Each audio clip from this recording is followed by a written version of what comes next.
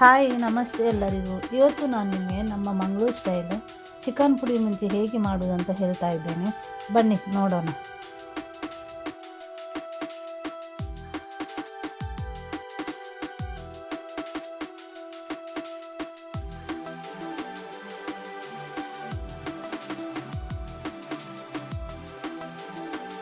ಇಲ್ಲಿ ಒಂದು ಪ್ಯಾನ್ ತಗೊಂಡು ಅದಕ್ಕೆ ಸ್ವಲ್ಪ ಎಣ್ಣೆ ಹಾಕಿ, 1/2 ಟೀ ಸ್ಪೂನ್ ಮೆಂತೆ ಹಾಕಿ, 1/2 ಟೀ ಸ್ಪೂನ್ ಜೀರಿಗೆ, 2 ಟೇಬಲ್ ಸ್ಪೂನು ಕೊತ್ತಂಬರಿ ಮತ್ತು ಚಕ್ಕೆ, ಲವಂಗ ಮತ್ತು 2 ಏಲಕ್ಕಿ ತಗೊಂಡು ಹಾಕ್ತಾ ಇದ್ದೇನೆ.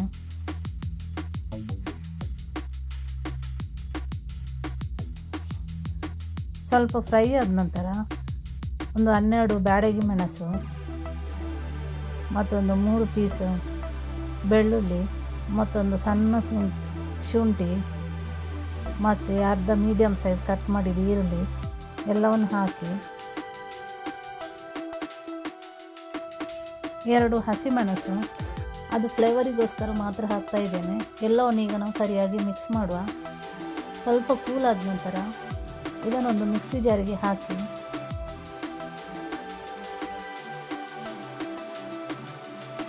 ಹಾಫ್ ಟೀ ಸ್ಪೂನು ಅರಸಿನ ಮತ್ತು 1 ಟೀ ಸ್ಪೂನ್ ಪೆಪ್ಪರ್,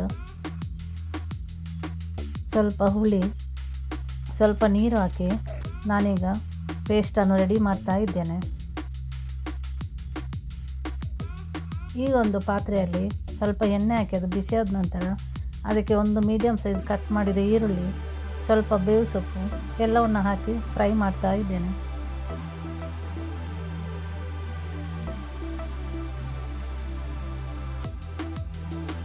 ನಂತರ ಅದಕ್ಕೆ ರೆಡಿ ಮಾಡಿಟ್ಟ ಚಿಕನನ್ನು ಹಾಕ್ತಾ ಇದ್ದೇನೆ.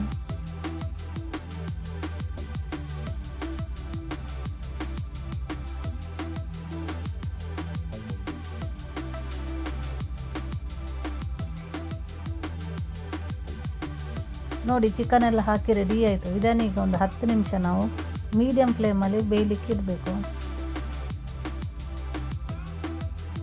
ರೆಡಿ ಮಾಡಿಟ್ಟ ಮಸಾಲ ಪೇಸ್ಟನ್ನು ಹಾಕುವ. ರುಚಿಗೆ ತಕ್ಕಷ್ಟು ಉಪ್ಪು ಕೂಡ ಹಾಕುವ. ಎಲ್ಲವನ್ನು ಈಗ ಸರಿಯಾಗಿ ಮಿಕ್ಸ್ ಮಾಡುವ.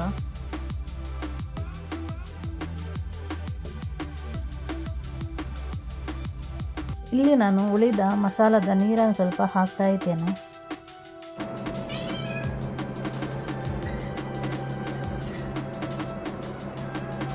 ಎಲ್ಲವನ್ನು ಸರಿಯಾಗಿ ಮಿಕ್ಸ್ ಮಾಡುವ. ಇದನ್ನೊಂದು ಮುಚ್ಚಳದಲ್ಲಿ ಮುಚ್ಚಿ ಒಂದು 10 ನಿಮಿಷ ಮೀಡಿಯಮ್ ಫ್ಲೇಮಲ್ಲಿ ಬೇಯಲಿಕ್ಕೆ ಇಡುವ.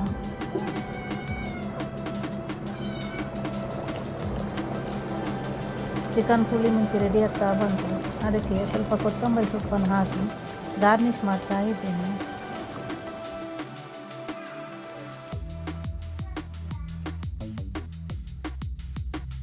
ನೋಡಿ, ಅತ್ಯಂತ ಟೇಸ್ಟಿಯಾದ ನಮ್ಮ ಮಂಗಳೂರು ಶೈಲಿ ಚಿಕನ್ ಪುಳಿ ಮುಂಚೆ ರೆಡಿ ಆಯಿತು. ಶೇರ್ ಮಾಡಲಿಕ್ಕೆ ಮರಿಬೇಡಿ. Thank you for watching. Bye bye. Take care.